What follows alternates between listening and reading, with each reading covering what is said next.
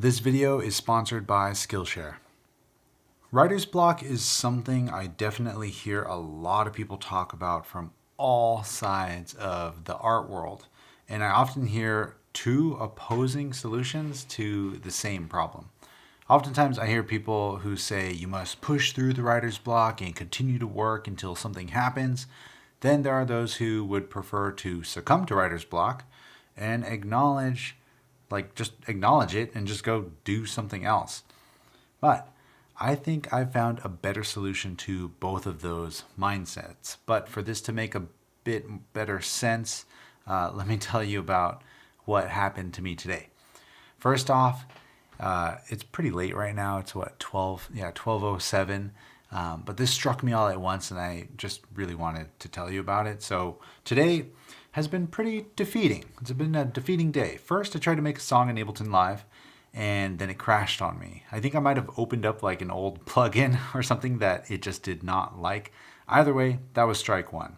After that, not sure if you saw my Instagram story earlier, I was chopping a bunch of stuff on the MPC 2500, and then that crashed on me too. I mean, yes, it was me using the wrong CF card, complete user error, but I mean, come on, strike two. So after both of those incidents, I made another song in Ableton Live, and it was just super whack. I mean, I tried a few things, but ultimately just had to hit save and pull the plug on it. So that was strike three. Luckily, this isn't baseball, and I went for strike four. So after both of those, or all three of those, I went and tried to make one more song, and this was the one. This was the track that got me amped, excited, and just the creative juices flowing. So my solution to overcoming writer's block sounds like I just decided to push through, right? Well, that's where you're wrong, because I left out a ton of information. But you know who does have a ton of good information? Today's video sponsor, Skillshare. Yeah, that was cheesy, but let me pay the bills real quick.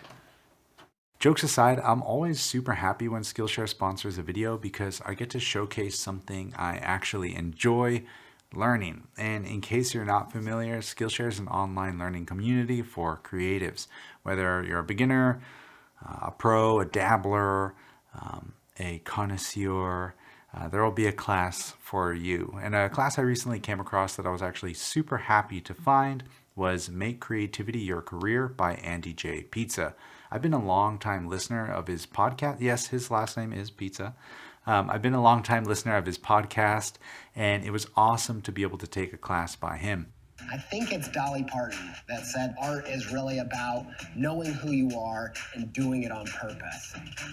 In his class, he talks about 6 different steps you can take to create your creative side hustle from things that you naturally like to do or make it into your full-time thing. And one of my favorite things about Skillshare is that most classes are under 60 minutes with short, repeatable lessons. And since Skillshare is sponsoring this video, the first 1,000 of my subscribers to click the link in the description below will get a free trial of the premium membership. All right, let's get back to it. So it sounds as if I just pushed through my writer's block, but I didn't. Between each of those incidents, I took a pretty long break. At one point, I decided to play the impossibly hard Super Nintendo game Jurassic Park. Not sure if you've ever done it. It's impossible. Another point, I decided to take the motorcycle out on a little cruise. And lastly, I just went and got some dinner. During those moments of writer's block, like when I was having the issues, I knew that pushing through any harder wasn't going to get me anywhere.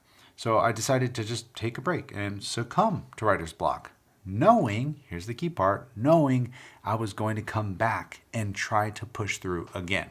To me, that is key. For whatever reason, this thing that I do really set in today, which is why I wanted to share it with you ASAP. So looking back now, this is totally something that I've always done.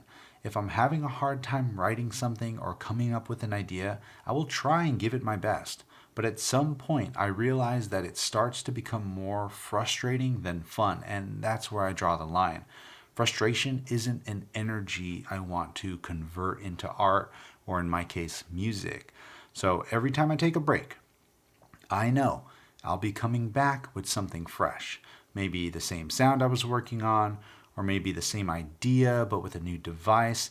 Either way, it's about striking a middle ground between knowing when to take a break, but knowing that you're not going to give up and you're going to come back and you're going to push through it, basically. So it's that I think that gets left out a lot when artists talk about overcoming writer's block, even if that's what they actually end up doing and in the end.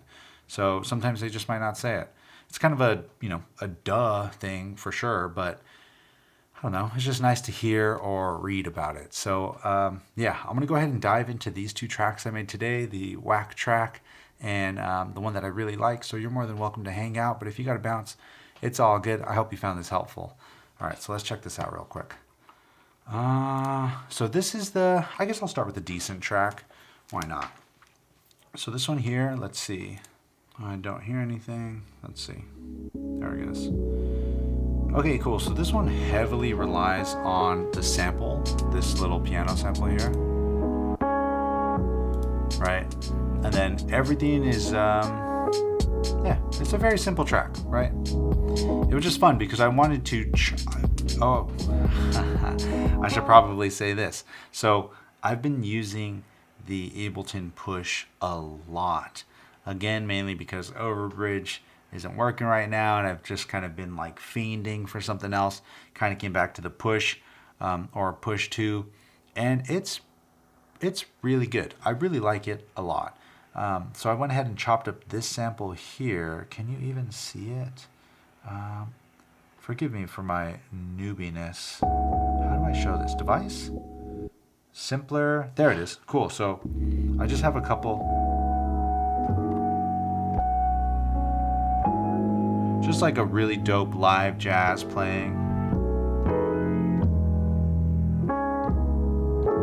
Yes.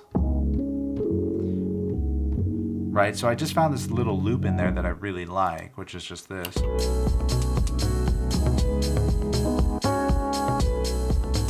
Right? This little Nord line. It's just me going boom, boom on the Nord Electro 6. And then my modular bass. Hold on, I need to give another quick shout out to Qubit. That Surface, this video here where I talk about the Surface, I've been writing so many bass lines with that module. It honestly overtook my Bassimilus Eteritas in terms of bass lines. They're both in the case. They're both right here, but only one of them is patched, and it's the Surface. That thing's tight. So this is the modular bass here that I created with it.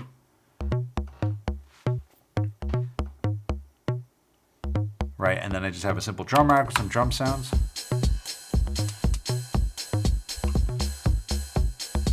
And then I wanted to, so I was talking with this really dope, forgive my squeaky chair, this thing is so loud. I was talking with this really dope house producer named Brawther, Brawther.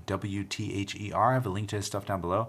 And he's like, yo, you should really try doing more stuff with your synthesizers and samples, because I do either hardcore sampling or hardcore synthesizer stuff. It's either like Ricky Tinez, which is hardcore synth stuff, and then VCF, which is all the sample-based stuff. So I was trying to mix it a bit here, and check this little synth line out. It's from this plugin called Tyrell. It's this free Yuhi plugin. It's kind of like a Jupiter 6, I think is what it's supposed to be. But listen to this. So it's just this, right, with everything. But check this out. That's the hologram, the microcosm.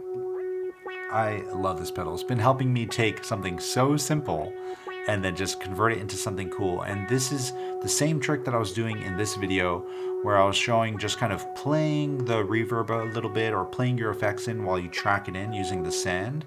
So like if I zoom into this a lot and we just listen to this here, I kind of lead into the lead line with the reverbed tail. And I just kind of faded in. I just used a utility, automated that in.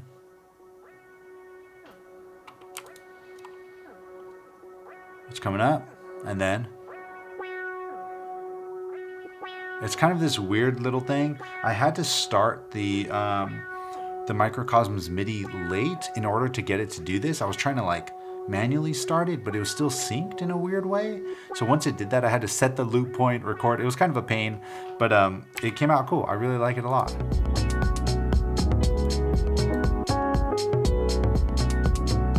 Right, and then there's just like simple little breakdown stuff.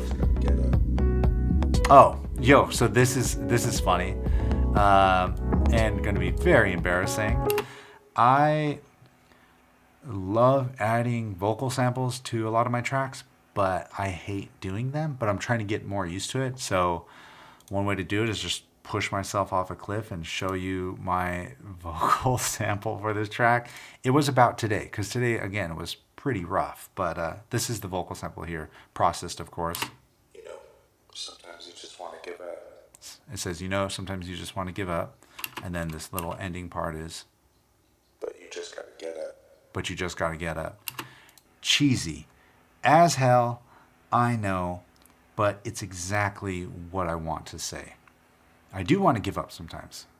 And when things are just not going right, I'm just like, fuck it, I'm out. I'm done, you know? But then I go on the couch, I sit down, I do something, and then I have to get up and come back and make a track. So I was just like, you know what, let me put this message in a way subliminally somewhere in here, which is, yeah, this. But you just got to get up.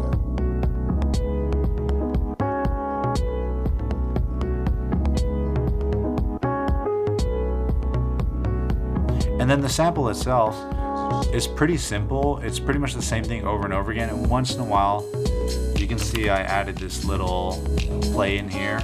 That's just gonna kind of keep it interesting. I copied that and I did it once every like weird 3 bars.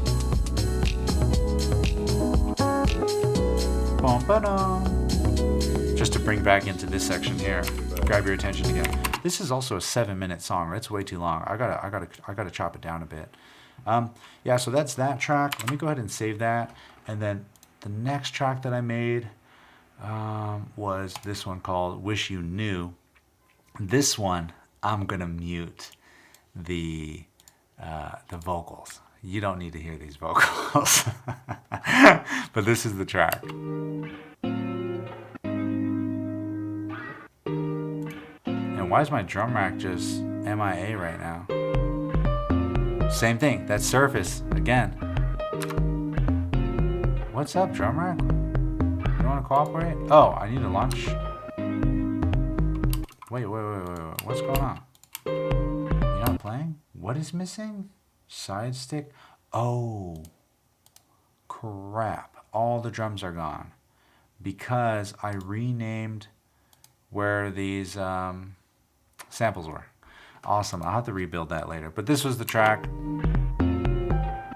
Just me jamming again on the Nord, the little surface modular thing, and this little loop I found on Splice. Super simple. Yeah, that's pretty much it. But, you know, it's one of those, like, if you can listen to it for a while, it sounds good. The one thing that kind of sucks with doing bass lines on the modular is I oftentimes add way too many steps. So again, if I were to go and look at this here, there's non-stop, it's just like a 1-bar loop with a bunch of steps in it. But if we go back to that other track real quick, this one here, don't save because I jacked that one up. This one, if we look at the bass line here, it's a little more sparse. Oh, no, it's not. But I don't know. I tend to add way too many steps on steppy when I'm trying to make the bass line, even though I need it to be simple, but I want the pitches to always be changing, and I'm using the steps to kind of move the pitch of the mimetic digitalis. I mean, this is a video for another time. It's late. I'm tired.